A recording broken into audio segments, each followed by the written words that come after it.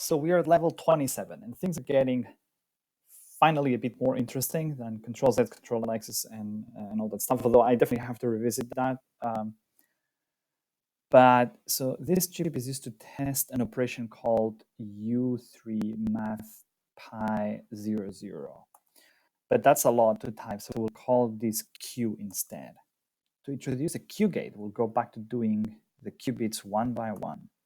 The Q operation makes most sense when the qubits boxes are drawn on top of each other. Okay. To do this, use the block command. Oh, block for block sphere. But so use the block command on qubit 0 and turn off the blue boxes using the Q gate. Use exactly one time. But why? Okay. So this is definitely, let me zoom out a bit. So this is definitely now getting interesting because now we have here some states where it's not fully, so we've got like, it's almost full in terms of the probability of being on. So that do block. So if I do block, what happens? Oh, okay. So now we have just one way of seeing that. Choose one of the allowed operations from the list above by typing its name. If what happens if I do Q? What the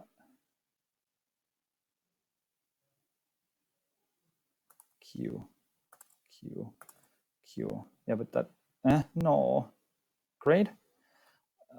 Let me just start all over again. I don't know how can I console class. I'll just reload. Zoom out, and I'll go to the level 27 again. It makes sense when you do so. Okay, do this block command. Target use the block command on qubit 0 and turn off the blue boxes using the Q gate. So I'll zoom in a little bit more. If I do block, that does that. If I do Q, so now we've emptied that, and then that's been filled up this. And if I do again, because if I do unblock, what does it do? It goes back there. Block. Oh, I cannot use it again. Okay, but if I do Q now, so it's emptied that, and what, that just doesn't make any sense. If I do Q again, okay, so now it's fully empty, and now this is, so we've done it, but so this has kind of been moving pieces of that probability around. Oh, and here actually I see that it's pi divided by 4. Okay, great. Level 28. So what does this Q thing do? Around the boxes there are circles. So there's a circle. True. In this circle, there are points where the levels of the boxes meet. The job of the Q operation is to rotate that point, dragging the levels of the boxes with it. One Q rotates the point 1/8 of the way around the circle clockwise. The Q rotates. Okay, the Q rotates that. The target use the block command on qubit 1 and turn off the blue boxes using the Q gate.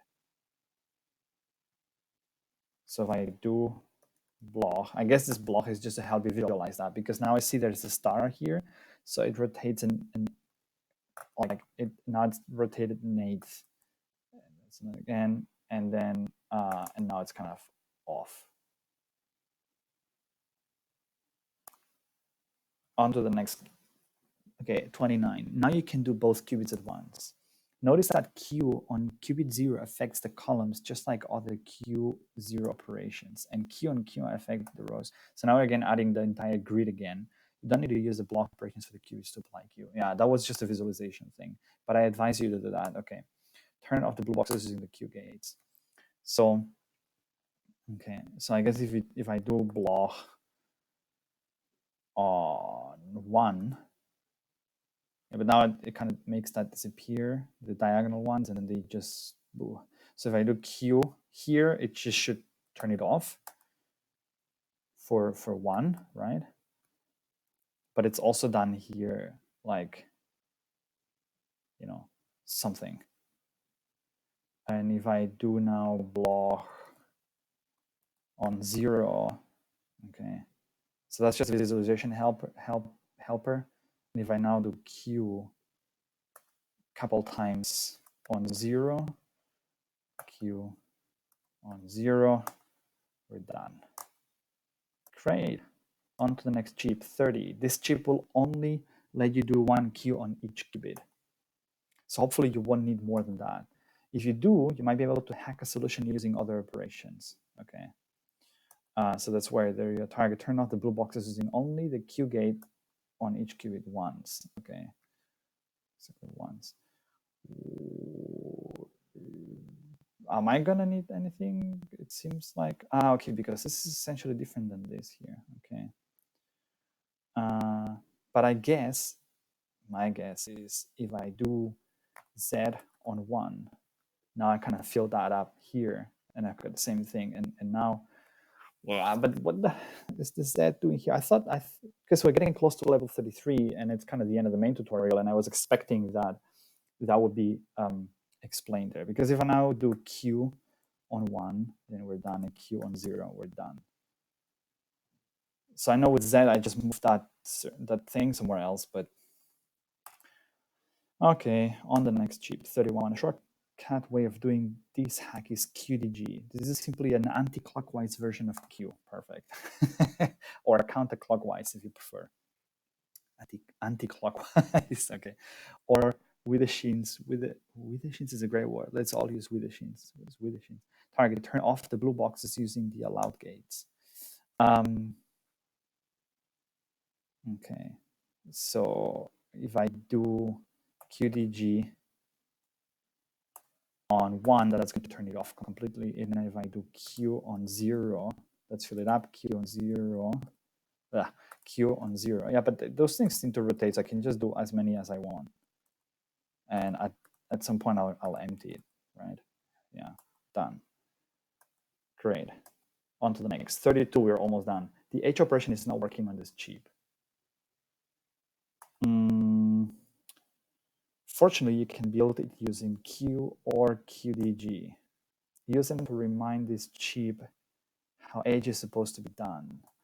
Yeah, okay, because turn off the blue boxes using the allowed gates. Because at the end of the day, what we're doing is, so we are basically, if I do block here, so basically moving step by step. It's not like with Hadamard, we're saying like switch the whole thing, and with Q, we're doing it 1 bit at a time. So basically, Hadamard in this case would, if I do a Hadamard here and a Hadamard here, will be done. So here I just have to use Q on 0. Restart. I think QDG is a better way to do that. So QDG on 0, QDG on 0. So we're done for that. And then the same applies to QDG on 1, QDG on 1. So we're done.